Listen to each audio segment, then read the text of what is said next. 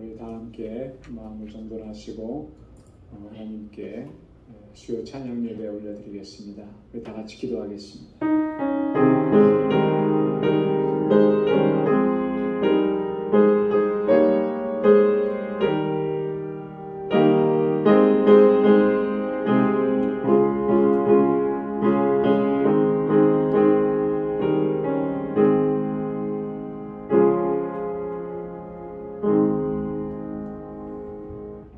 찬송하리로다. 하나님 곧 우리 주 예수 그리스도의 아버지께서 그리스도 안에서 하늘에 속한 모든 신령한 복으로 우리에게 복 주시되 곧 창세전에 그리스도 안에서 우리를 택하사 우리로 사랑 안에서 그 앞에 거룩하고 흠이 없게 하시려고 그 기쁘신 뜻대로 우리를 위해 정하사 예수 그리스도로 말미암아 자기의 아들들이 되게 하셨으니 이는 그의 사랑하시는 자 안에서 우리에게 거저 주시는 바 그의 은혜의 영광을 찬미하게 하려는 것이라. 아멘. 자비하시고 은혜가 풍성하신 여호와 하나님 아버지, 성의로 지난 3일 동안도 저희들을 지키시고 보호하셨다가 오늘 이 저녁에 이렇게 하나님을 경배하고 찬양하고 예배케 하심을 감사합니다. 이 시간 우리의 마음을 다하고 힘을 다하여 오직 하나님만을 찬양하고 예배케 하여 주옵소서. 우리 안에 더럽고 추하고 악한 것들을 주의 성령의 불로 태워주시고 우리 주님의 그 십자가 보혈로 깨끗하게 씻어주셔서 정결하게 하옵시고 하나님 받으시기에 합당한 예배를 주님께 올려드리는 저희들 되게 하여 주옵소서. 우리의 예배를 기뻐 흠양해 주시고 오늘도 예비하신 주의 은혜로 가득히 채워 주옵소서. 예수님의 이름으로 기원하옵나이다.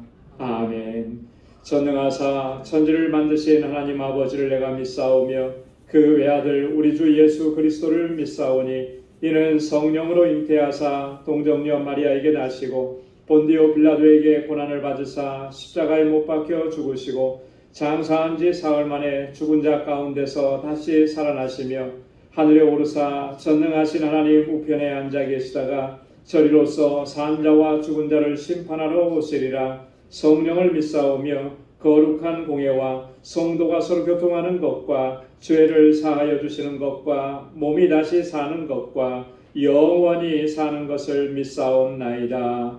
아멘. 찬양으로 하나님께 영광 돌리겠습니다. 목마른 사슴. Yeah.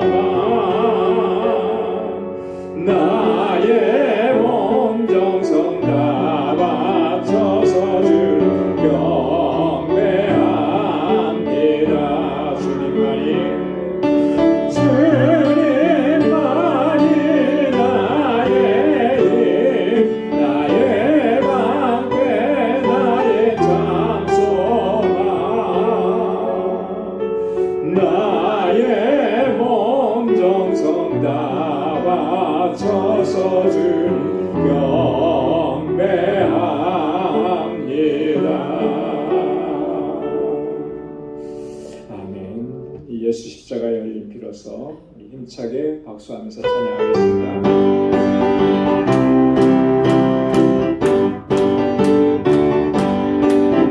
예수 십자가의 길에 뛰어서 그대는 새끼어 있는가 더러운 죄 비게 하는 능력을 그대는 참을지 않을까 예수의 보혈로 그대는 새끼어 있는가 마음속에 여러 가지 죄악이 깨끗이 씻기어 있는가 주 예수와 만나시고 늘 함께 그대는 행동을 하는가 아무 때나 어디든지 그대는 십자가 붙들고 있는가 예수의 보혈로 그대는 씻기어 있는가 마음속에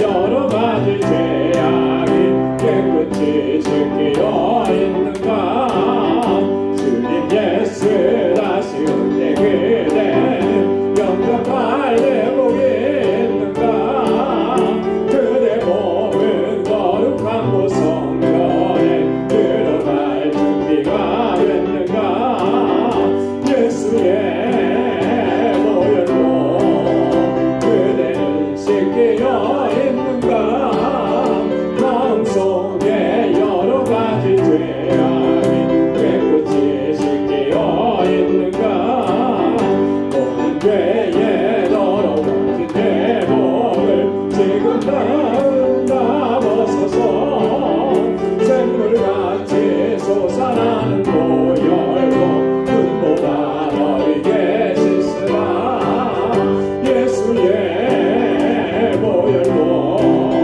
그대는 씻기어 있는가 마음속에 여러 가지 죄악이 깨끗이 씻기어 있는가 사절요 모든 죄의 더러운 예복을 주 앞에 지금 다 벗어서 샘물같이 솟아나는 보혈로 눈보다 너에게 씻으라 예수의 보혈로 그대는 씻기어 있는가 마음속에 여러 가지 죄악이 깨끗이 씻기어 있는가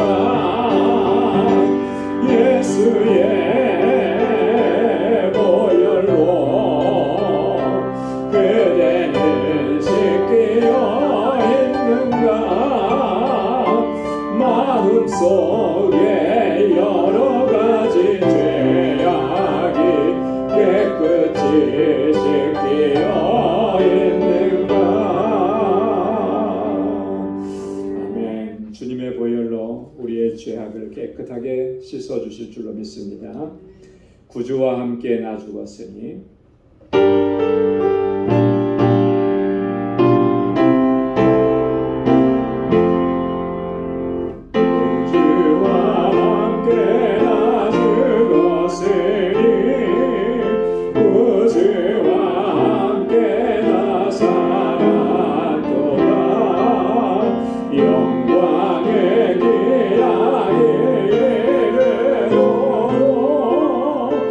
언제나 주만 바라봅니다.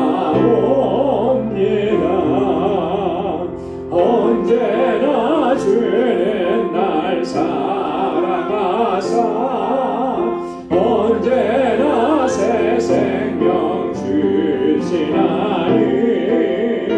영광의 기약이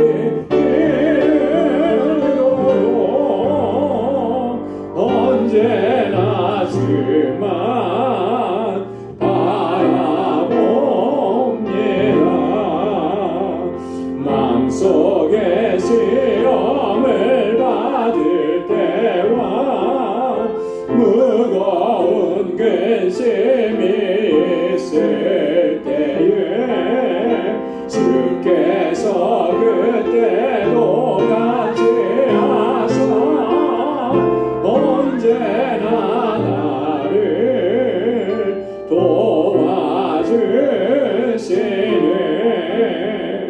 언제나 주는 날 사랑하사 언제나 새 생명 주시나니 영광의 기약이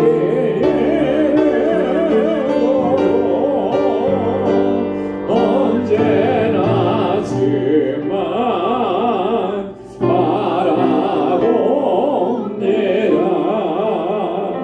여하 끊는 눈을 흘릴 때와 쓰라린 마음으로 단식할 때 주께서 그때도 같이 하사 언제나 나를 생각하시네.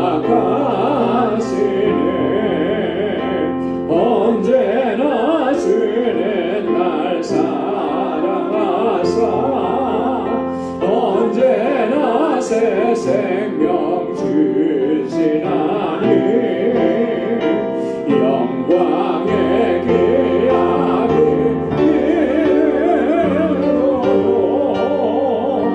언제나 주만 바라봅니다.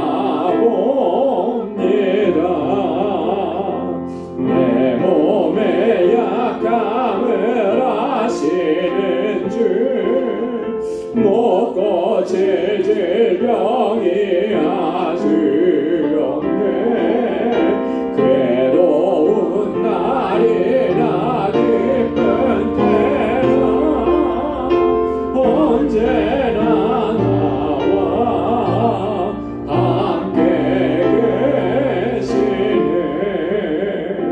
언제나 주는 날 사랑하사 언제나 새 생명 주시나니 영광의 기약이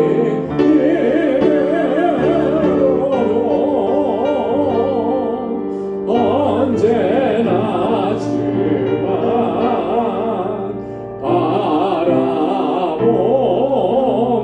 바라봅니다.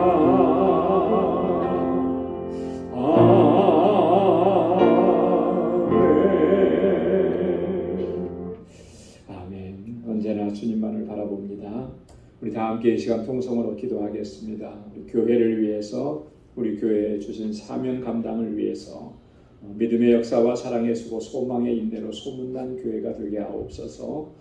세워주신 주의 종들과 우리 사역자들을 위해서 함께 기도해 주시고 또 주일학교와 유스그룹 EM을 위해서 우리 교사들과 또 우리 전도사님 위해서 또 다음 주에 있을 필출입을 위해서 함께 기도해 주시고 우리 선교지를 위해서 특별히 알라메다 방주교회와 사역자들을 위해서 함께 기도해 주시길 바랍니다. 우리 교우들 중에 또 육신에 연약한 분들을 위해서 여러 가지 힘들고 어려움 가운데 있는 분들을 위해서 기도해 주시고 우리 자녀손들을 위해서 함께 기도합니다. 우리 사업장들을 위해서 기도해 주시고 오늘 주님 앞에 가지고 나온 우리 간절한 기도의 제목 함께 주님께 아뢰겠습니다. 다 같이 통성으로 기도하겠습니다. 은혜가 풍성하시고 자비하신 아버지 정말 감사합니다. 저희들을 사랑하시고 그 크신 은혜를 베풀어 주시고 날마다 그 우리에게 장주여 붙잡아 주셔서 하나님 이 세상을 넉넉히 승리하고 믿음으로 살아갈 수 있도록 은혜 주심을 감사합니다. 이 저녁에 다시 하나님께 하나님을 경배하고 찬양하게 하신 아버지 하나님 주님의 은혜 안에서 늘 기쁨과 감격 속에서 하나님 예배하고 찬양하고 주의 이름을 높이는 저희를 되게 하여 주시옵소서. 이 시간 특별히 하나님 저희들 마음을 같이 하고 뜻을 같이 하여 아버지 앞에 엎드려 간구하고 기도합니다. 아버지 하나님 주님께서 세워주신 우리 강주재단을 위해서 기도합니다. 하나님의 뜻을 드시고 이곳에 세우시고 지난 24년 동안 한결같은 은혜를 보시고 인도해 주심을 감사합니다. 오 하나님 아버지 정말 주님께서 기뻐 받으시는 귀한 믿음의 공동체가 되게 하시고 사랑의 공동체가 되게 하여 주시옵소서. 특별히 아버지 이 재단을 세워주신 하나님의 귀한 일꾼들과 주의 종들에게 능력과 권능을 덧입혀 주옵소서. 정말 맡은 자들에게 구할 것은 충성이라고 하신 주의 말씀처럼 아버지 온전히 주 맺으며 순종하게 하시고 아버지 정말 하나님께서 뜻하신 일들을 온전히 감당해내는 주의 종들이 다 되게 하여 주시옵소서. 특별히 아버지 하나님 이곳에서 자라나는 어린 신령들 사랑하는 학생들 청장년들 붙잡아 주시고 저들을 위해서 수고하고 애쓰는 교사들과 우리 전도사님 능력의 장중에 붙들어 주옵소서. 정말 이 세대 가운데 하나님께서 귀하게 사용하시는 믿음의 일꾼들이 다 나올 수 있도록 은혜 베풀어 주시고 우리 유스그룹과 이 날로 부흥하고 성장하게 하시며 아버지 하나님 다음 주에 있을 주님을 위해서 하나님께서 아버지 은혜 베풀어 주시고 하나님 우리 온 아버지 이엠과 유스그룹 멤버들이 하나가 되는 귀한 은혜의 시간들이 되도록 도와주시옵소서. 세계 곳곳에 주의 복음을 전하는 우리 선교사님들 강건하게 붙잡아 주시고 특별히 알라메다 방주교회 주님께서 세우셨사오니 아버지 하나님 그 지역의 영혼들을 구원하는 구원의 방주로 우뚝 서게 하시고 동역하는 모든 사역자들에게 능력과 권능을 덧입혀 주셔서 하나님 귀한 삶을 잘 감당하게 하시고 늘 성령으로 충만하게 하여 주옵소서. 우리 사랑하는 지체들을 위해서 기도합니다. 이 낙한 가운데 있는 사랑하는 주의 자녀들을 기억하시사 주의 능력의 장중에 붙들어 주시옵소서. 모든 근심과 염려와 걱정은 다 주님께 맡기게 하시고 주님의 주시는 평강을 누리게 하여 주옵소서. 아버지 하나님 육신의 질병을 치료하여 주시고 그 마음의 두려움과 염려를 아버지 깨끗하게 씻어주시고 주님 안에서 참 평안을 누릴 수 있도록 인도하여 주시옵소서. 아버지 하나님 우리 사랑하는 성도들에게 허락해 주신 믿음의 기업을 든든하게 지켜주셔서 이 세대의 하나님 앞에 귀하게 쓰임받는 복된 기업이 되게 하시고 우리 사랑하는 성도들의 가정을 평안케 하시며 아버지 저희가 속해 있는 직장에서 아버지 저희가 복의 근원된 삶을 살아가도록 은혜 베풀어 주시옵소서. 오늘도 이 시간 주님 앞에 가지고 나온 간절한 기도의 제목마다 하나님 선하신 응답을 허락하여 주시고 날마다 매일매일이 주님과 동행하며 승리하며 하나님께만 영광 돌리는 삶이 되게 하여 주시옵소서. 오늘도 주님의 말씀으로 우리를 새롭게 하시고 하나님 주님 앞에 새로운 결단과 각오로 설 수 있도록 아버지 하나님의 말씀의 은혜를 더하여 주시옵소서. 모든 것 감사하오고 예수님의 이름으로 기도드리옵나이다. 아멘. 할렐루야. 귀한 응답 허락해 주실 줄로 믿습니다. 오늘 묵상할 하나님의 말씀입니다. 우리 고린도후서 제2장 7장 2절부터 9절까지 말씀입니다. 고린도후서 제7장 2절부터 9절까지 말씀 한 절씩 교독하도록 하겠습니다. 마음으로 우리를 영접하라. 우리가 아무에게도 불의를 하지 않고 아무에게도 해롭게 하지 않고 아무에게도 속여 억대하는 일이 없노라.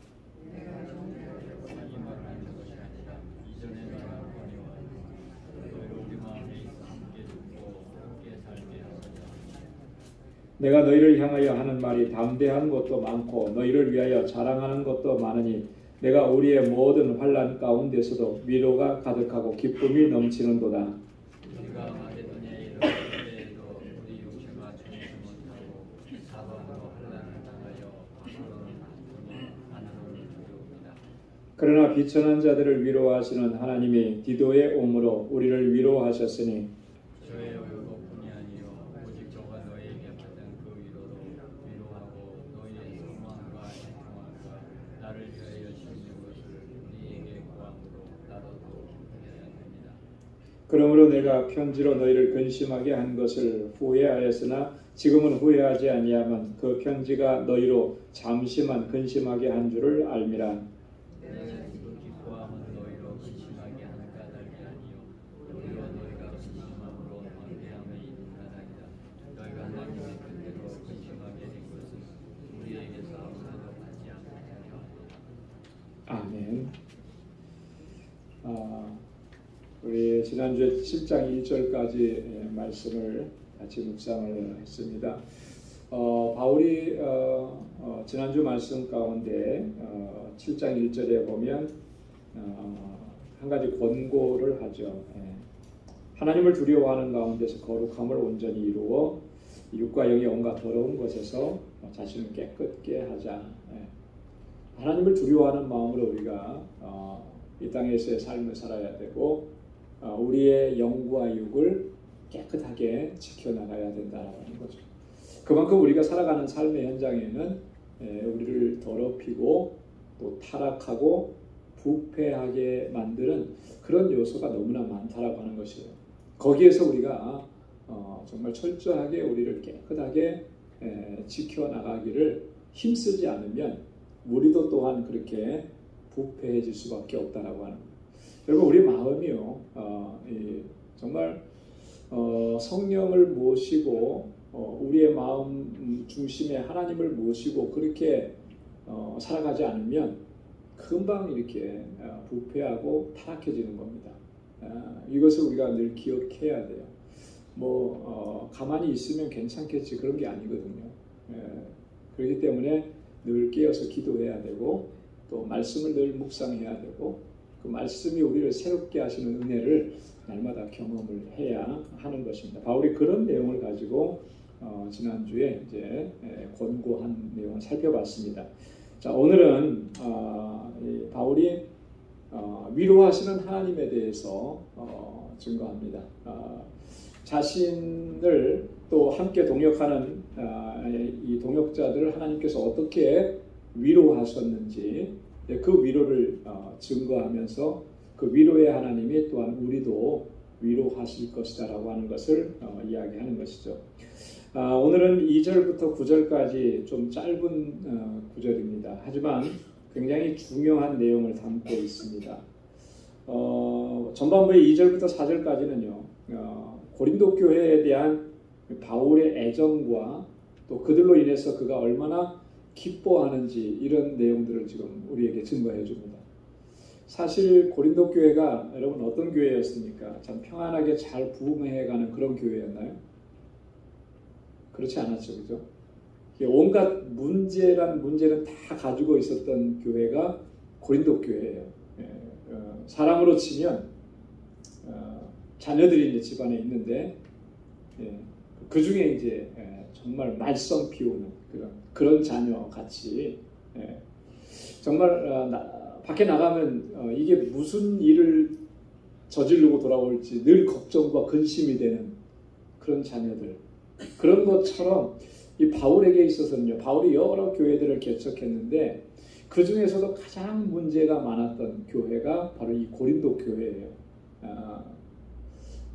근데요, 대체적으로 보면 그런 것 같아요. 문제가 많으면 많을수록 인지상정으로 그에게 더 마음이 더 가는 거지, 그죠? 10손가락 깨물어 안 아픈 손가락 없다지만 그래도 아픈 손가락이 있어요. 근데 그 아픈 손가락에게 더 마음이 가는 거죠. 정이 가고 사랑이 가는 거예요. 안타까우니까, 내 자녀니까. 마찬가지 심령인 거죠. 이 바울도 이 고린도 교회를 포기할 수가 없는 거죠. 아무리 문제가 많아도 더 안타까움이 있는 거예요.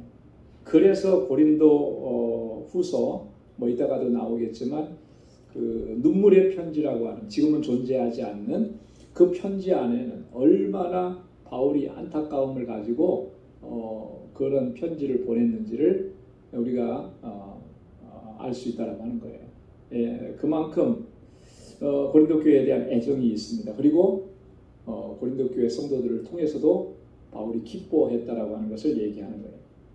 자, 그리고 5절부터 9절까지는 하나님께서 어떻게 우리를 위로해 주셨는지, 그 위로하시는 방법, 그 내용들, 이런 것들을 좀 설명을 합니다.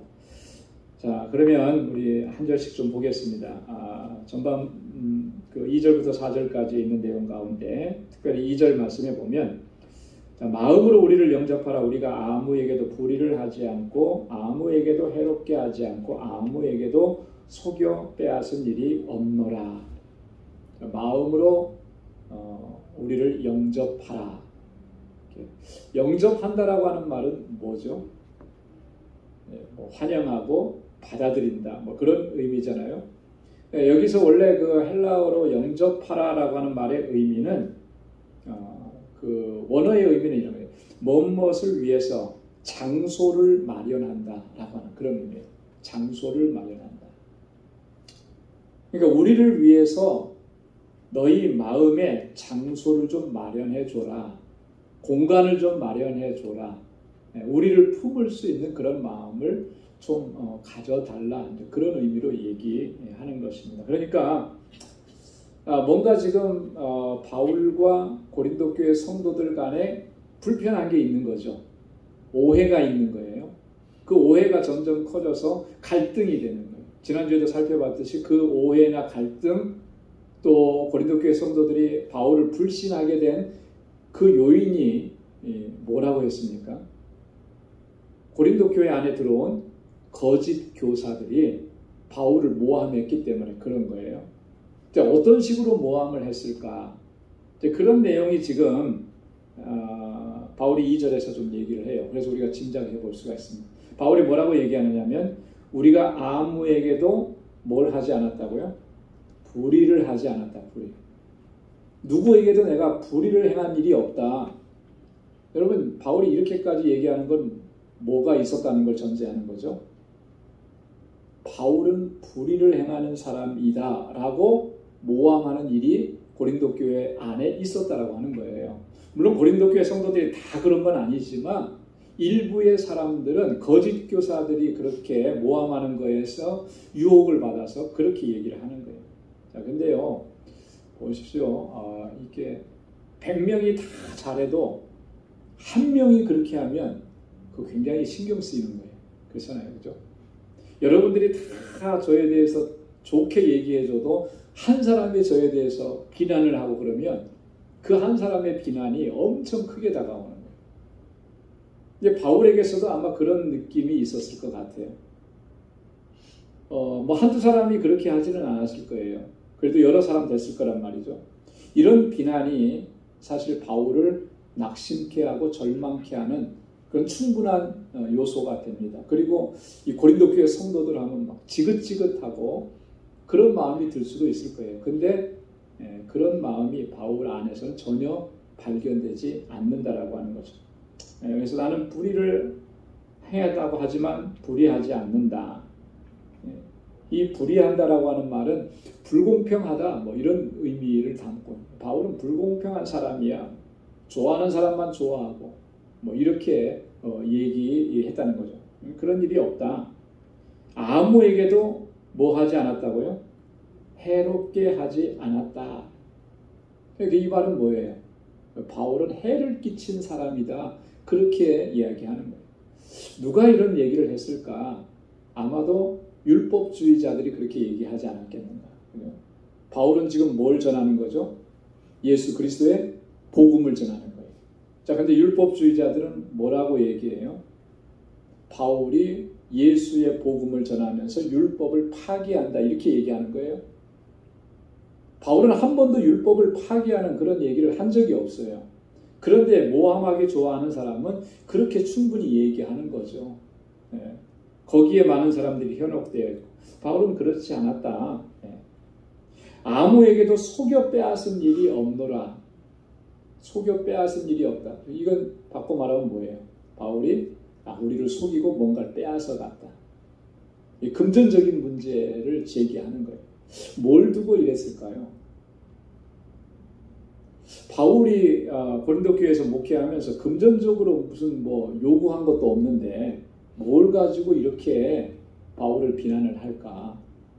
한 가지 추측을 해보면 이런 거일 것 같아요. 고린도전서 16장 1절부터 4절에 보면 바울이 이 고린도 교회 성도들에게 한 가지 부탁하는 게 있습니다. 그게 뭐냐면 구제헌금이에요. 당시 예루살렘 교회가 굉장히 어려웠거든요. 힘들었거든요. 기근에다가 이런 것들로 많이 어려워서 예루살렘 교회를 좀 돕자. 그래서 구제헌금을 요청을 해요. 그리고 그 구제헌금 할 때는 어떻게 해야 된다. 구체적으로 얘기를 해주죠. 자, 이런 것들을 보면서 이 고린도 교회 성도들 가운데 바울을 비난하는 사람들 뭐라고 했겠습니까? 구제헌금 하라고 해가지고 그거 해줬더니 그거를 자기 마음대로 썼다. 이렇게 비난을 하는 거죠. 참 이게 목회자에게 참 힘든 그런 부분들이, 이런 것들이, 바울이 이런 것들을 어떻게 감당해냈을까, 이제 그런 생각을 하게 되는 거죠. 자, 바울이 그렇게 얘기하잖아요. 우리는 그렇게 한 일이 전혀 없으니까 너의 마음을 좀 넓혀서 우리를 좀 영접해 달라. 오해하지 말아 달라. 그런 얘기를 지금 하는 거예요. 바울은 항상 이 고린도 교회 성도들을 향해서 그 부성애적인 그런 사랑으로 끊임없이 사랑을 했고 또 그들을 위해서 항상 이렇게 헌신적으로 또 사역을 감당을 했었습니다. 그러니까 어떻게 보면 이 바울에 대한 이런 비난은 정말 말도 안 되는 그런 비난인 거죠. 자, 그러면서 바울이 지금까지 이런 말을 하게 되는 이유에 대해서 좀 설명을 하죠. 3절에 보면 내가 정죄하려고 이 말을 하는 것이 아니라 이전에 말하였거니와 너희로 우리 마음에 있어 함께 죽고 함께 살게 하고자 함이라. 바울의 마음은 이게 진심인 거예요. 그들이 잘못됐다는 것을 하나하나 얘기하는 거, 이게 정죄하려고 한 거 아니다. 여러분, 이게 굉장히 중요한 포인트인 것 같습니다. 여러분, 우리에게 참 필요한 자세는 누군가가 뭔가 잘못했다라고 하면 그 잘못을 지적할 때 우리가 어떤 마음을 가지고 지적을 하느냐라고 하는 거거든요. 많은 경우에 있어서는요, 그 잘못을 지적할 때 그 정죄하고 비판하고 판단하면서 지적하는 경우가 참 많습니다. 굉장히 그거 위험한 거거든요. 조심해야 되는 거고 절대로 우리가 그렇게 해서는 안 됩니다. 그게 바울이 지금 얘기하는 거예요. 고린도 교회 성도들이 바울은 불의를 행한 사람이야, 바울은 해롭게 하는 사람이야, 바울은 우리에게서 뭔가 속여서 빼앗았어. 이게 다 거짓된 거잖아요. 거짓된 거, 그거 다 거짓된 거다 얘기하는데 거짓된 것이라고 얘기하면서도 결코 그들을 정죄하지는 않는다라고 하는 거죠. 왜요? 다 우리가 그리스도 안에서 그리스도의 사랑으로 하나 되고 한 가족이고 그 사랑 안에서 함께 걸어가야 될 믿음의 동지들이기 때문에 그런 거예요. 그래서 얘기하죠. 너희로 우리 마음에 있어. 너희가 우리 마음에 있다. 함께 죽고 함께 살고자 합니다. 여러분, 함께 죽고 함께 산다라고 하는 말이 무슨 얘기인가요? 생사를 같이 한다라고 하는 거잖아요. 그죠? 함께 죽고 함께 산다. 이 말이 정말 그 바울이 이 고린도 교회 성도들에 대한 그 최고의 그 애정, 사랑 이런 표현인 것 같아요. 그죠? 그 전우라고 하는 전우라고 하는 단어는 전쟁에서 함께하는 친구잖아요. 그죠? 전쟁에 함께 참여하면 같이 살고 같이 죽는 거예요. 그죠? 저희 이제 군대 가서 이렇게 군가 같은 거 이렇게 부르게 되면 그런 내용도 있더라고요. 전우의 시체를 넘어. 전쟁에서 전우의 시체를 넘는다라고 하는 것은 그 죽음의 자리에 함께 간다라고 하는 거잖아요. 그런 의미. 표면적으로는 사실 그런 의미예요. 같은 공동체 안에 있고 같이 예수 믿는 그 믿음으로 사니까 우리는 함께 살아도 같이 살고 죽어도 같이 죽는다. 그런 의미인데 바울이 단순히 그냥 우리가 사느냐 죽느냐 이 문제만 가지고 생사를 같이 한다. 그런 의미로 이 말을 쓰는 것이 아니고 그 안에는 좀 더 좀 깊은 의미가 있는 거죠. 누구와 함께 살고 누구와 함께 죽느냐라고 하는 거죠. 무엇으로 말미암아 죽고 무엇으로 말미암아 사느냐라고 하는 거예요. 그 안에서 우리가 같이 죽고 같이 산다라고 하는 그런 의미를 담고 얘기하는 거죠. 그리스도로 말미암아 우리가 죽고 그리스도와 함께 우리가 함께 죽고 그리스도와 함께 그리스도의 부활과 함께 우리가 같이 부활해서 영원히 살고 그 의미를 우리가 같이 이렇게 그리스도로 말미암아 죄 가운데서 다 우리 같이 죽었던 사람들 아니냐. 같이 죽었지 않냐. 그리스도의 부활하심으로 말미암아 우리가 다시 살고 영원히 살 것을 확실히 약속받은 그런 사람들이 아니냐라고 그 의미를 담고 지금 얘기하는 거예요. 그래서 너희로 우리 마음에 있어 함께 죽고 함께 살게 하고자 함이라. 여러분, 저와 여러분들이 바울이 고린도 교회 성도들을 향해서 이야기했던 것처럼 저와 여러분들도 다 같이 이와 같이 함께 죽고 함께 사는 관계 또 그런 존재인 줄로 믿습니다. 자, 그 다음에 4절에 보면 이 하나님의 위로에 대해서 위로와 기쁨이 가득하다 이렇게 고백을 하는데요. 자, 내가 너희를 향하여 하는 말이 담대한 것도 많고 너희를 위하여 자랑하는 것도 많으니 내가 우리의 모든 환난 가운데서도 위로가 가득하고 기쁨이 넘치는도다 이렇게 고백을 합니다. 너희를 향하여 하는 말이 담대한 것도 많고 담대한 것이 많다. 또 자랑하는 것도 많다. 이렇게 얘기했잖아요.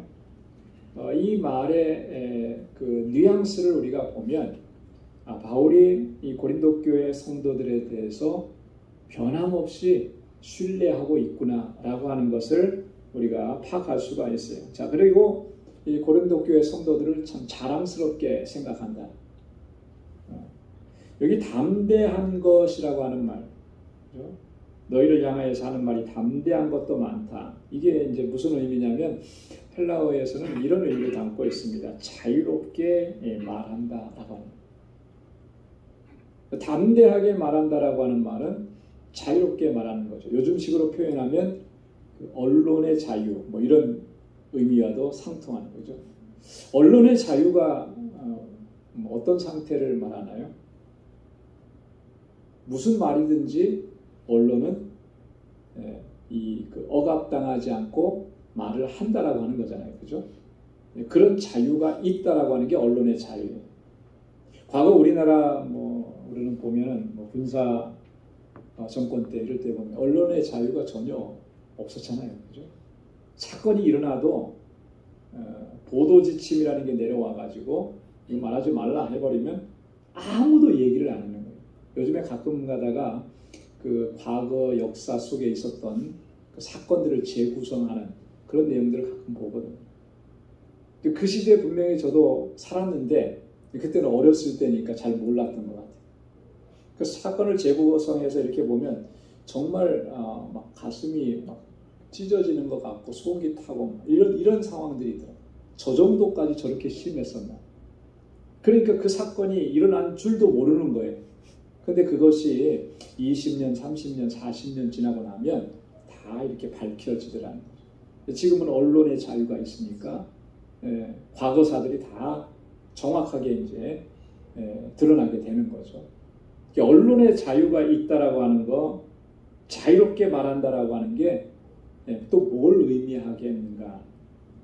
여러분 상호간에 신뢰감이 있기 때문에 자유롭게 말할 수 있는 거예요. 그렇잖아요? 여러분 서로 신뢰가 있으니까 담대하게 얘기하고 자유롭게 얘기하죠. 만약에 신뢰가 없으면 중요한 얘기 할 수 있겠습니까? 불편한 얘기 할 수 있겠어요? 못하는 거예요. 그런 의미를 두고 지금 바울이 얘기하는 거예요. 담대한 것도 많다라고 하는 말은 내가 여러분들을 신뢰하니까 이렇게 얘기한다. 그런 의미죠. 여러분을 위해서 자랑하는 것도 많다. 자랑스럽게 생각한다라고 고백하는 것입니다.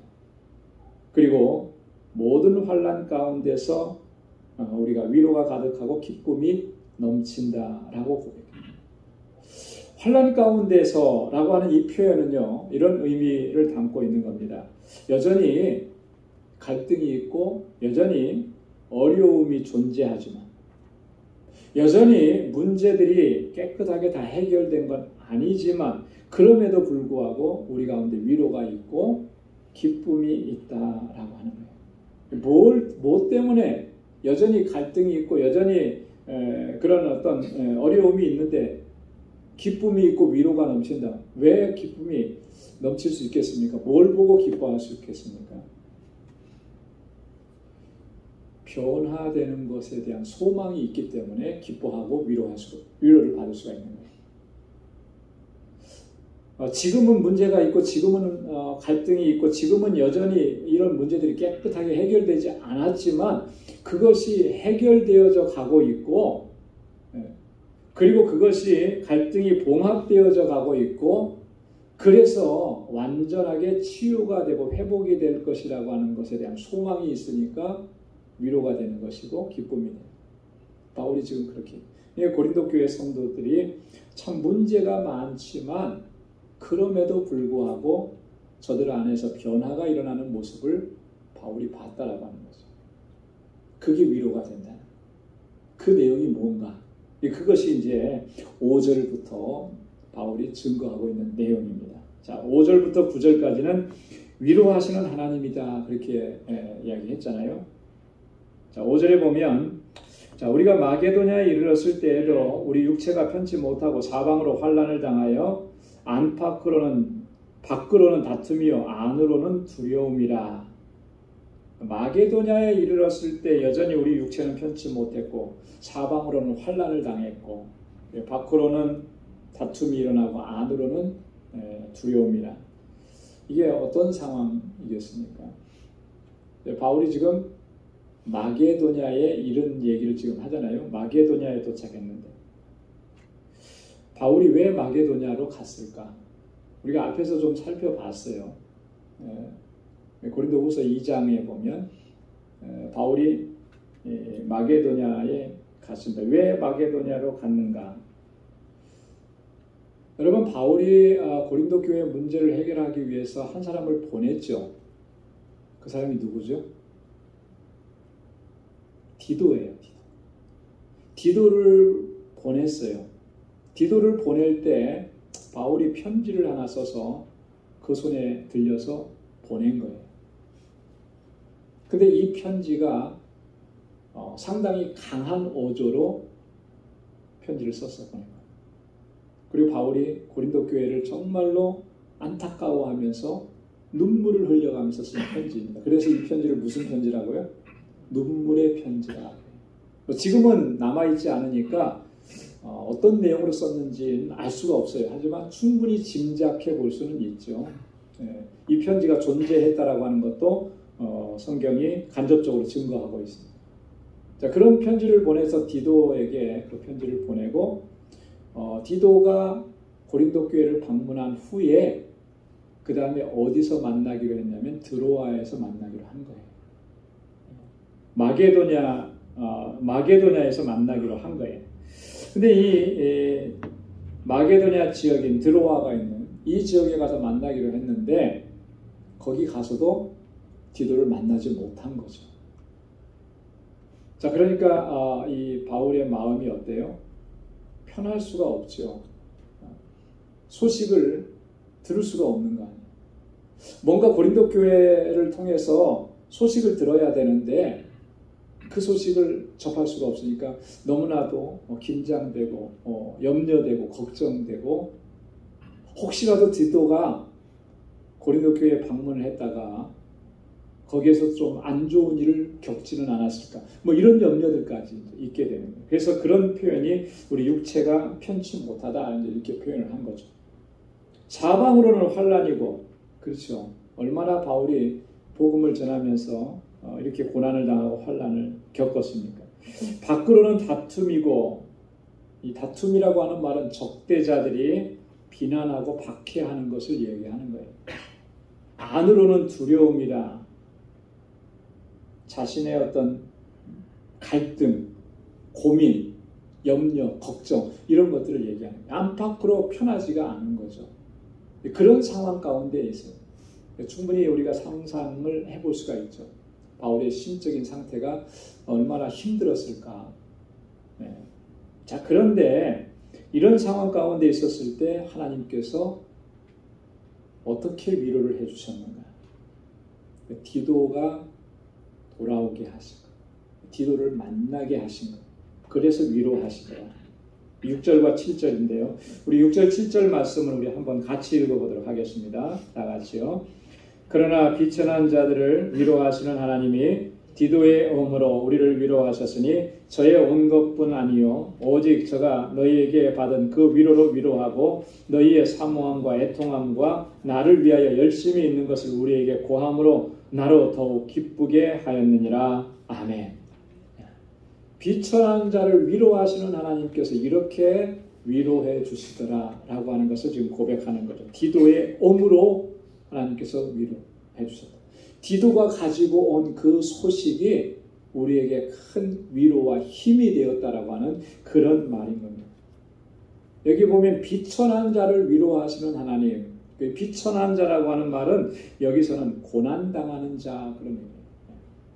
고난당하는 자를 위로하시는 하나님, 그 하나님께서 위로하시는 방법은 사람마다 다 다를 텐데 오늘 지금 바울에게는 이렇게 위로하시더라라는 디도가 와서 전해줍니다. 디도가 무사히 왔다는 것 자체만도 위로가 되고 힘이 되는 거예요.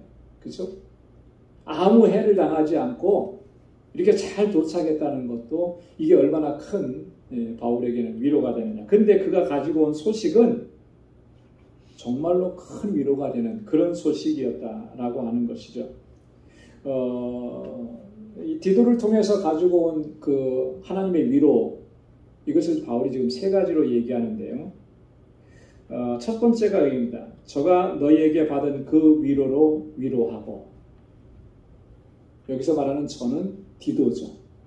디도가 너희에게서 받은 그 위로로 우리를 위로해 준다. 이게 무슨 말일까요?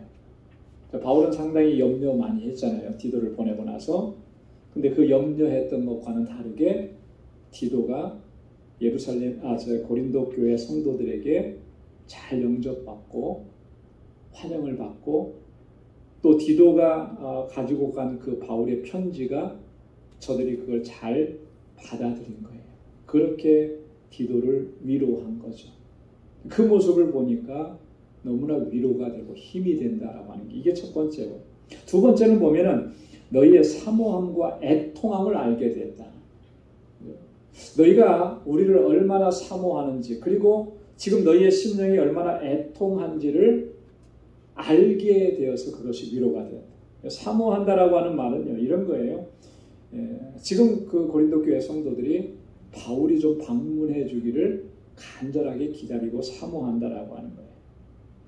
바울과 그의 동료들에게 지금 마음을 열어주고 있다라고 하는 것을 디도를 통해서 접하게 되었다라고 하는, 그게 사모함이라는 거예요. 바울이 얼마나 이 부분을 가지고 고린도 교회 성도들에게 권고하고 권면했습니까? 그죠? 고린도후서 6장 13절에 보면 지난주에 우리가 같이 나눴던 말씀 같은데요. 내가 자녀에게 말하듯 하노니 보답하는 양으로 너희도 마음을 넓히라 그랬잖아요. 그죠? 자녀들에게 부모가 얘기하는 것처럼 내가 지금 부탁한다. 너희의 마음을 좀 넓혀달라. 이렇게 얘기한 거거든요. 또 고린도후서 7장 2절 앞에도 우리가 2절에서 말씀을 나눈 것처럼 마음으로 우리를 영접해라. 너의 마음에 장소를 좀 마련해줘라.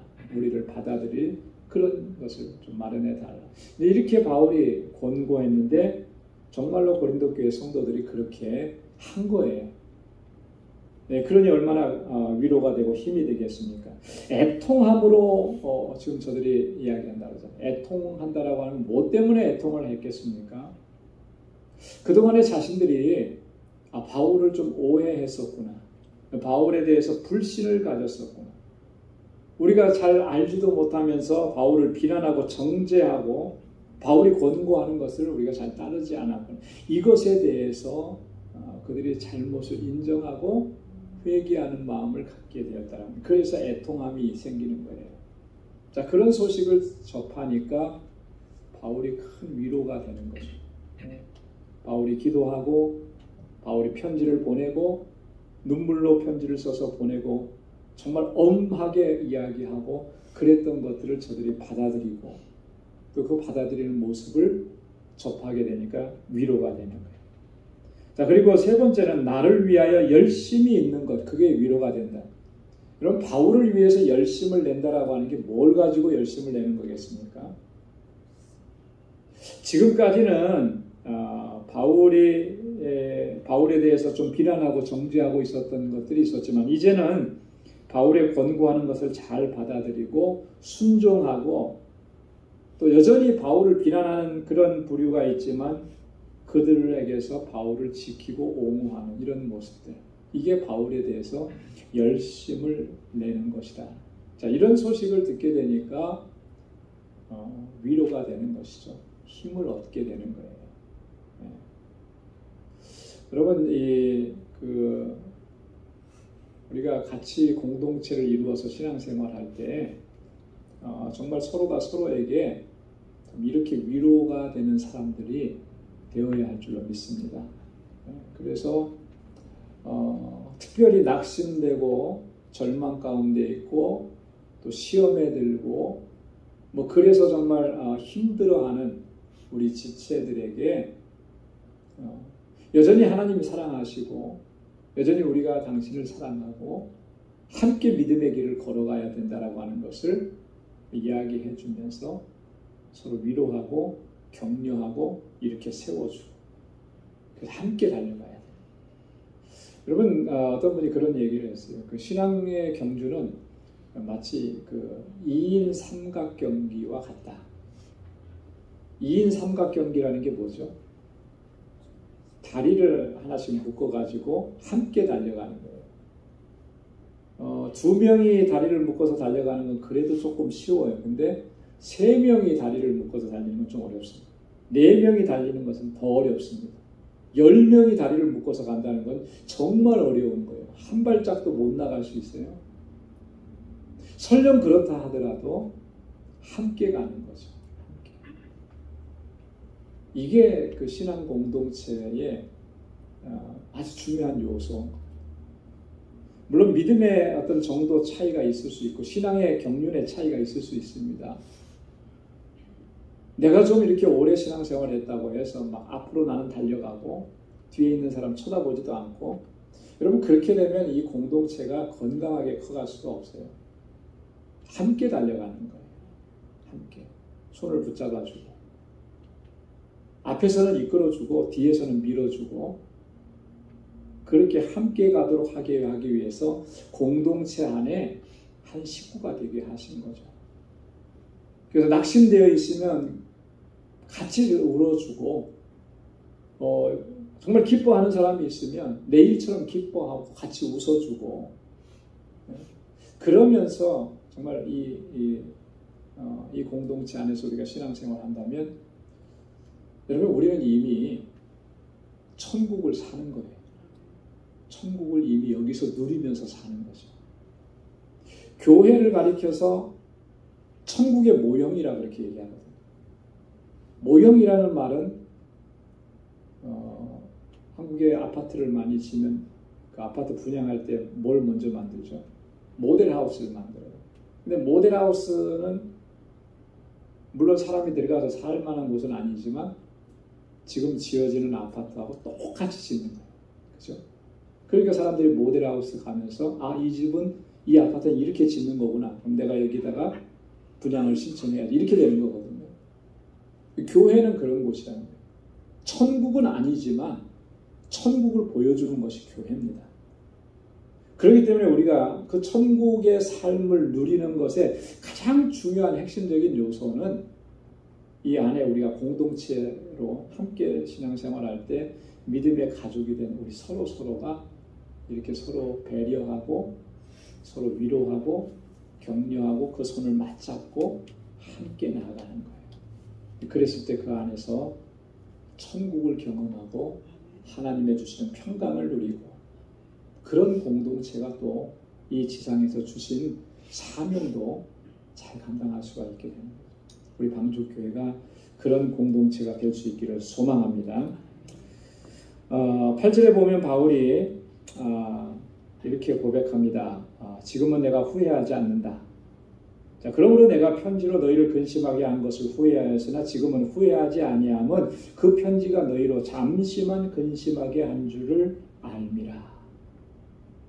자, 지금 보면요.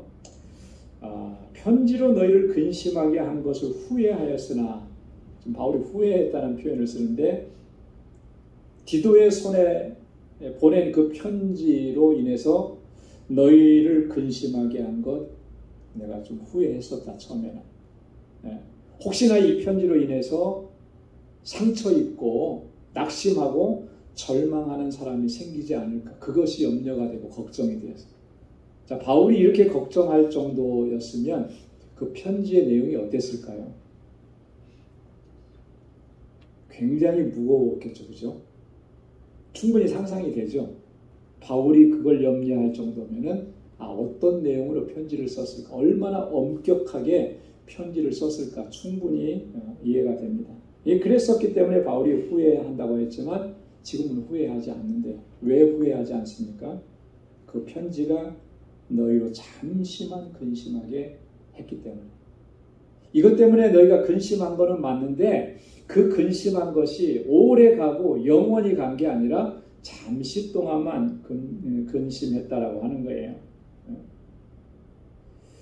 그 약간의 근심은 주었지만 궁극적으로는 어떤 결과를 낳게 했느냐면 이 고린도 교회 성도들이 믿음에 굳게 서게 하는 그런 양약이 되었다라고 하는 거예요. 이게 굉장히 중요한 포인트 같아요.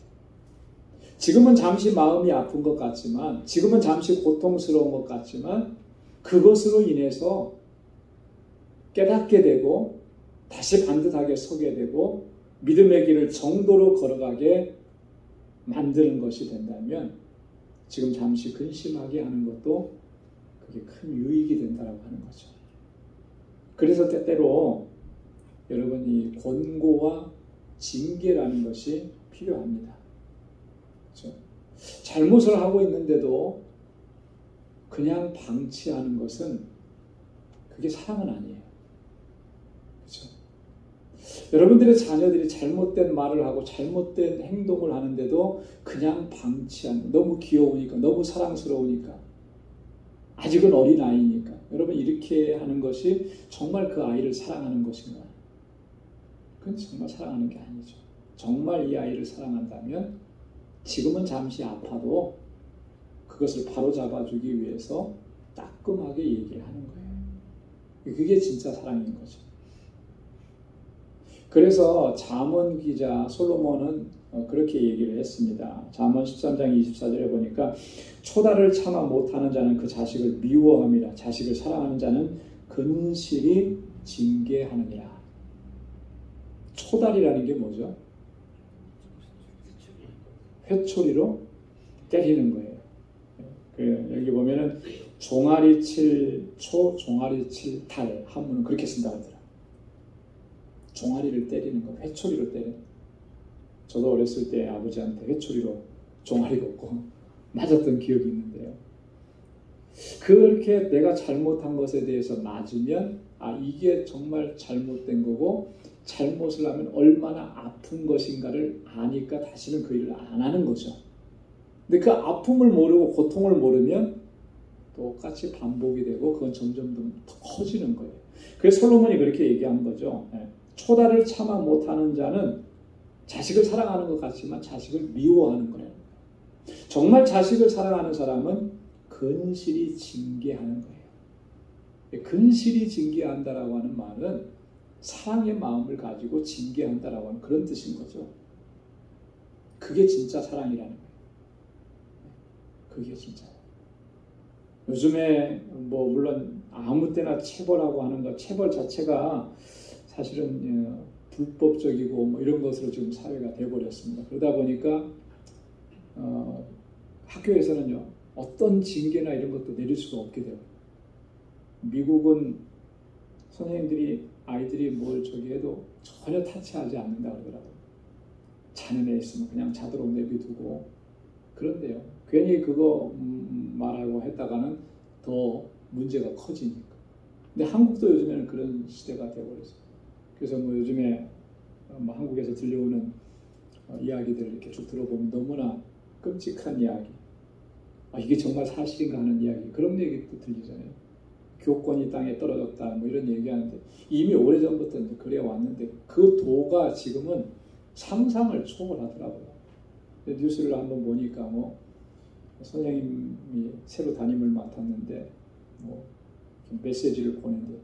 우리 아이는 왕자처럼 대접해 주세요. 참 너무 기가 막히잖아요. 그런 내용은 그거는 그냥 정말 나이스하게 들릴 정도래요. 심지어는 당신 학교 어디 나왔어 이렇게까지 얘기하면서 선생님들의 그런 어떤 인격을 완전히 말살시키고 그러면서 자녀를 맡긴다. 이게 온전히 교육이 되겠느냐. 그렇게 자란 아이들이 과연 커서 뭐가 되겠는가. 잘못을 했는데도 잘못했다고 야단치지 못하는 그런 아이들. 한 번도 잘못을 했는데도 야단을 맞아보지 않은 그런 아이들이 커서 과연 무슨 일을 할 수 있을까? 그게 정말 자녀를 사랑하는 일인가? 그렇지 않아요. 교회 공동체 안에도 그래요. 정말 잘못한 것에 대해서는 그것에 대해서는 분명히 벌이 있어야 되고 또 그리고 바로잡는 과정이 있어야 되는 거예요. 그게 이제 권고와 징계라고 하는 거예요. 그래서 우리 헌법에도 보면 권고와 징계라고 하는 그 난이 있어요. 왜 그렇게 했습니까? 그 사람이 미워서 그런 거야? 그런 건 아니죠. 정말 사랑하니까 바로 잡아주기 위해서 그런 과정들이 필요한 거예요. 바울이 지금 그런 말을 얘기하는 거죠.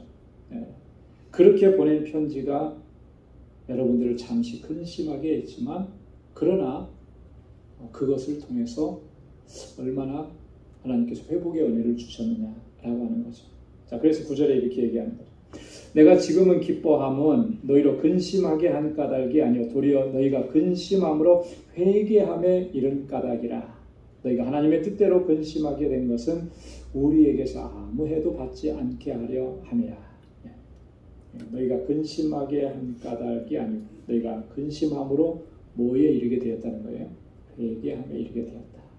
뭐가 잘못되었는지 바로 깨닫게 되고 그 잘못된 것을 행했던 자신들의 모습을 애통해하면서 하나님 앞에 회개하면서 나아갈 수 있게 되었다. 그래서 바울이 기쁘다는 거예요. 감사하다는 거예요. 그렇게 그 편지로 근심하게 한 것을 나는 후회하지 않는다라고 얘기합니다. 이런 것을 이뤄냅니다. 그래서 우리가 이런 마음이 좀 있어야 될 것 같아요. 어떤 누군가를 비난하고 정죄하고 판단하고 그러는 것이 아니라 정말 우리 안에 그 한 심령, 그 지체에 대한 긍휼히 여기고 불쌍히 여기고 사랑하는 마음이 있는가? 여러분 그 마음을 가지고 하면 반드시 오늘 좀 바울이 고린도 교회 성도들을 통해서 하나님 앞에 감사할 수 있었던 것처럼 그런 결과가 나타나게 될 줄로 믿습니다. 그래서 우리 공동체가 정말 하나님께서 기뻐하시는 그런 아름다운 공동체로 세워져 가는 일에 모두가 다 마음을 같이 하고 뜻을 같이 하고 그렇게 함께 할 수 있기를 주님의 이름으로 축원합니다. 기도하겠습니다. 하나님 아버지 감사합니다. 하나님 오늘 이 저녁에도 저희들에게 말씀을 통해서 새롭게 깨닫게 하시고 도전받게 하시고 또 결단할 수 있도록 은혜 주셔서 감사합니다. 고린도 교회의 여러 가지 어려운 문제들을 놓고 바울이 기도하면서 또 눈물로 보낸 그 편지가 하나님 저들로 하여금 돌이키게 하고 회개하게 하고 믿음 안에서 바로 서게 했던 놀라운 은혜의 역사가 일어났던 것처럼 오늘 우리 공동체 안에도 하나님 서로 위로하고 격려하고 또 서로를 위해서 기도해주고 사랑으로 행하는 그 모습을 통해서 온전하게 세워져가는 역사가 있도록 인도하여 주옵소서. 그래서 우리 광주교회가 정말 하나님께서 기뻐하시는 믿음의 공동체로 든든하게 서고 우리에게 주신 사명 또 잘 감당할 수 있도록 은혜 더하여 주옵소서. 우리 광주의 권속들의 삶을 늘 눈동자와 같이 지켜주셔서 은혜 안에서 늘 강건하게 하시고 복에 근원된 삶을 살아가기에 부족함이 없도록 도와주시고 오늘 이 밤에도 주님 평안함을 주셔서 또 새 힘을 주셔서 또 내일 새날을 기쁨으로 맞이할 수 있도록 은혜 더하여 주옵소서. 이제는 우리 주 예수 그리스도의 무한하신 은혜와 하나님 아버지의 크고 놀라우신 사랑과 성령의 위로 교통 충만하심의 역사가 하나님의 뜻 안에서 오직 하나님의 영광을 위해서 살아가기로 결단하는 우리 광주의 모든 믿음의 권속들 또 저들의 가정, 직장, 생업의 터전과 학업 위에 이제로부터 영원까지 함께 하시기를 간절히 축원하옵나이다. 아멘.